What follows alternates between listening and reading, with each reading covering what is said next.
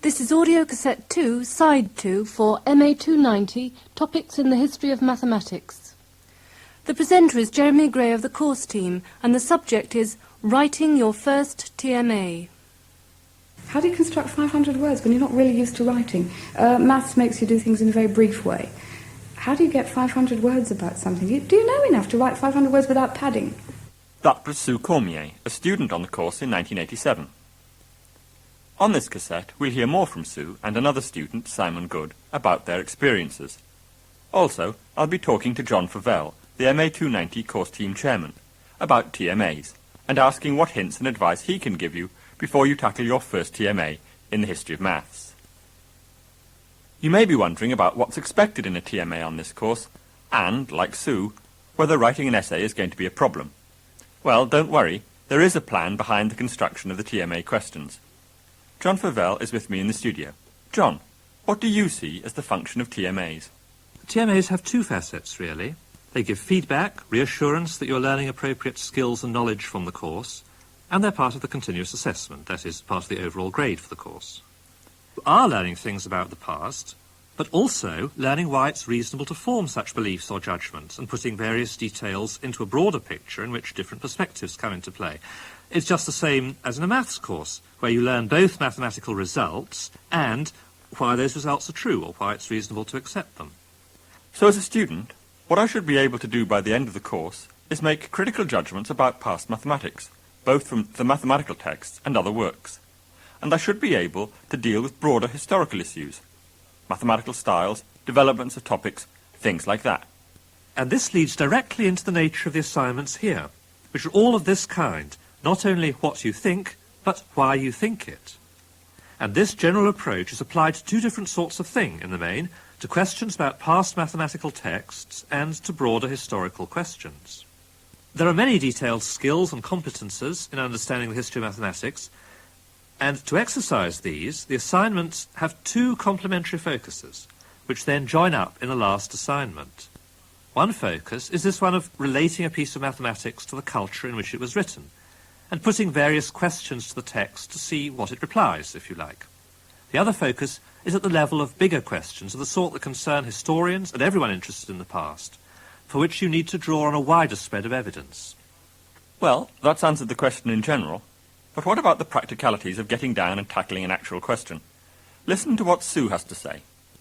I was reasonably used to writing for my job, but actually having to sit down and decide how to tackle a question. How do you answer a question about a stone tablet about which you really know very little indeed? How do you go and answer the question?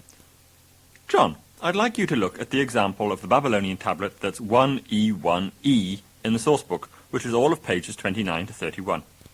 What would you say if you were asked to discuss this tablet in the context of Babylonian mathematics? But before you start, John, let's give the listener a chance to get the source book out and consider the tablet. Do that now. The tablet's on pages 29 to 31. Take a few minutes to jot down any points which you think may be relevant. Then restart the tape.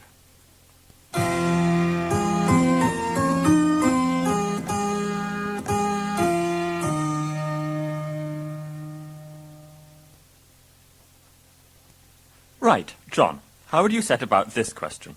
Discuss this tablet in the context of Babylonian mathematics. Well, let's try and make some sense of the tablet in itself, then worry about the broader context later. What kind of thing is going on? There's a whole succession of calculations, all looking very similar and involving the same numbers. 5 gar, whatever they may be, the length, 1.5 gar, the width, and so on. It's a canal or a ditch or something that's being dug. It's quite a project. 30 workers, 9 days. Are they seeing how to vary the inputs? No, there's 30 workers throughout. Look at the last phrase in each problem. 1.5 gar is the width. It says at the end of the first one, problem 21. Something rather gar is the taking of one man. That's the result of problem 22. Problem 23, this answer is missing. Problem 24 gives the 9th day as the answer. Right. So, what appears as the answer here is part of the parameters of the question for all the others. It looks to me as though this is a set of problems all concerning the same situation. 30 workers taking 9 days to do a task involving a particular length, width and depth. And I think at a particular productivity also, that could be what they call the taking of one man. Anyway, several variables, and each problem holds all but one of these variables fixed and tells you how to calculate the remaining one. So what you're saying so far is that even rather unpromising-looking texts can begin to make sense under a bit of probing. You see, some students may find the whole enterprise quite forbidding, with these peculiar measures and unfamiliar terms. There were some quite obscure concepts to come to terms with, and a lot of the old writers tended to use, obviously, their own symbolism, which they were just inventing, and which is so different from ours, and that was often quite tricky to unravel. Well, John, Simon certainly got concerned about the use of peculiar measures and unfamiliar terms. Sure. And the point I'm trying to stress is that there's still sense and understanding to be got from texts with obscure bits. I do think this is important as a general message concerning this subject. There are almost always things you don't quite understand about many, many texts. That doesn't matter if you concentrate on the important questions. I mean, to be candid with you, I've only the dimmest notion of what a gar might be, let alone jins and kailars. But I think my ignorance on this is quite compatible with understanding much about the function of this tablet and its mathematical and historical significance. So my point is that the information you need is relative to the question you're asking and to your overall concerns. And one of the skills it's useful to develop is that of working out when you need to understand a text at what kind of level to bring out some historical point or other about it. So it's not just a Babylonian point you're making? Oh no, I'm looking further ahead and trying to say that lots of mathematical texts have obscure or difficult features, but you can still make a good deal of progress in understanding them historically all the same. OK now, back to this scribe and his ditch diggers. What does this tablet tell us about Babylonian mathematics and its context? Well, you've just started to answer the question yourself by introducing the concept, the word scribe. Perhaps I could spell out the thought process I think you went through. This tablet has various connected problems. Why? The simplest explanation for this is that it's to do with education. The tablet is one for training people, scribes, to do such calculations as part of the administrative structure of ancient Mesopotamia. You're saying that in the context of a TMA question, I shouldn't just assume without question that this tablet was written by a scribe, but should spell it out. Right. What I'm saying is that features of the problems on this particular tablet make it possible to suggest something about its purpose or context of use, and that one shouldn't be afraid of spelling out the obvious, or of spelling out the chains of reasoning. One thing this kind of question is trying to get at is it's only telling a fraction of the story to say the Babylonians did this, this and this mathematical result, if you don't make an effort to see why, to see what was in it for them, if you like. And the same would go for other periods and other mathematical works. Sure. Now, a minute ago, you said there were two focuses of the assessment, two styles of a question, very broadly. One tries to work from a mathematical text outwards, and we've just looked at that. What's the other focus? It's more general, working in towards the specifics, broadly. That is, looking at some historical question, seeing what's to be said about it, what judgments are sensible, what arguments for and against, what evidence would and wouldn't support it, that sort of thing. We'd better pull that down to an example shortly, just to pin down what you've got in mind. But first, why are there these two different sorts of approach? Well, as I was saying, the assessment in a subject arises out of the characteristics of that subject. Now, history is a curiously involved dialogue between past and present, which it makes sense to come at from both directions. It's a bit like science, actually. You learn science both through looking at particular chunks of rock, flowers, and also learn it through high-level generalities that you want to understand and check out, theory of evolution, that kind of thing. So it's just the same here, that you're trying to work towards an overall understanding through different levels and perspectives. Let me try you on a general issue kind of question. Suppose I put the question to you, John, how important was the topic of conic sections in ancient Greece? What goes through your mind when I ask you that? And what would you write down on that question? Well, the first thing I notice is the way you put the question. How important were conic sections, you ask? Now, clearly knowing something about conic sections in Greece and saying something about that has a part to play in the answer.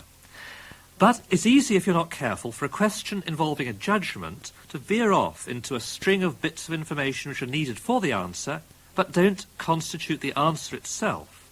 The first thing I form in my mind is what kind of a thing is going to count as an answer to your question at the end of the day.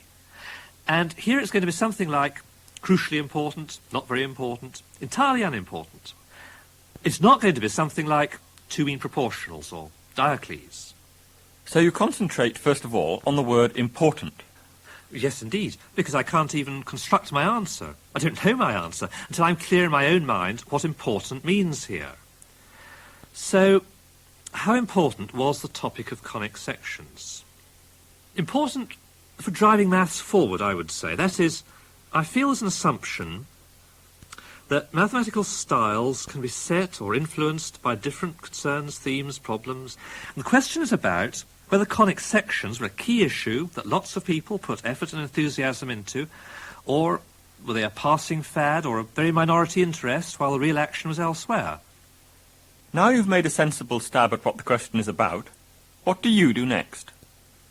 Well, I'm still genuinely open-minded about the importance of conic sections until I've drawn upon some examples, some bits of maths or commentary or bits of information in the units that seem to have a bearing on this. So that's quite a major search for evidence. Well, it depends on the context and question. The MA 290 questions like this are always chosen so that they're perfectly feasible from the course material. I think that's a good point, and one that students certainly found useful. I think the secret is to use the unit and not feel that you really have to do lots and lots of background reading and get all kinds of things from other books. I think just using the units in the set book, I think, is all in there. It's a matter of arranging the material so that you can use that material to back up your own answer to the question. I found that the source book was incredibly useful because you have all these people later on saying, oh yes, we're doing this, this and this, and you can see the influence, again, even if it's not explicit, it was definitely there. And you can find an awful lot in the source book. You're told in the units to read extract, this, that and the other. Go and read a lot of the other ones. They're well worth it because there is all the information you need, I think, to come to whatever decision it is you want to come to. OK, John, so we've gathered all this evidence, all the references from the unit and the source book that relate to this question. What then? Well, if the question were fairly straightforward, I'd mull over the evidence, try out different possible judgments, see if my evidence sustained them. I should try to imagine presenting the evidence for different views and seeing which feels strongest. But let's return to practicalities. Remember my question, how important was the topic of conic sections in ancient Greece? Once you'd gathered all your relevant evidence, what did you do then, John? Did you just write it all down? No, I did what I said earlier. I held in mind the possible answers and measured them against the evidence. I thought, are conic sections really the most important thing in Greek geometry? I thought, no, of course they're not. Because, well, Euclid's elements are very important. The notion of proving things is very important. The three classical problems are very important. All these important in their different ways, but enough to show that too inflated a claim about conic sections wouldn't work. Then I tried another tack.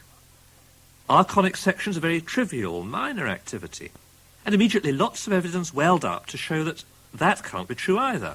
Lots of people, from Menaechmus to Apollonius at least, that's getting on for 2 centuries, wrote books, did work on conic sections. So that's why I came to a sort of in-between answer. Does that help? Yes, because I think, John, you've begun to sketch out the answer. But there still remains the worry of how to actually write it down on paper. Let's hear first from Simon and Sue. I did find, as the course went on, I found it easier to worry less about what I was writing and just write it down and not try to be too precise in the style of writing and to just get on with it. Almost a conversational style, I think, is not too bad. You've got to say where all your stuff is coming from. You need to be quite organised. I discovered halfway through that I hadn't actually written down the pages where my references were for that first TMA. That meant I had to do the whole thing again, which was ridiculous. It taught me a lesson. But that's how it is. I mean, writing down answers, essays, whatever, is just the writing down of the reasons for your coming to the conclusions you've come to. It's not a mysterious, problematic skill over and above your coming to views on the issue at hand. Fair enough.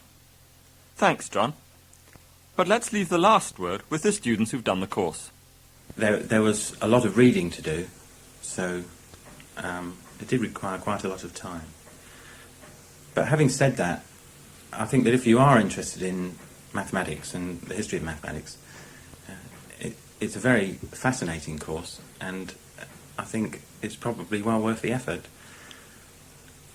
I've enjoyed the parts where everything has been set in context. I have enjoyed learning about the way people came to learn about maths, the way maths itself became more widely used, more widely needed. Discovering why we do the maths we do today has been for me the most fascinating part, I think. There was Archimedes. I mean, he sent me delving around looking for books about him. Had I had more time, I think I would have done a lot more background reading. Not that it's necessary, but I would have had a lot of fun doing more background reading. Archimedes, I wanted to know more about why was he doing this, why was he involved in all these wars. It made me very interested in what was surrounding the questions I was being asked about. I mean, I realised that it's the maths was leading me into more history rather than the other way around, I think, but that's just me. The maths was secondary for me. The history was, in fact, far more important, which is probably a pity, but I can't help that. It broadened my horizons totally.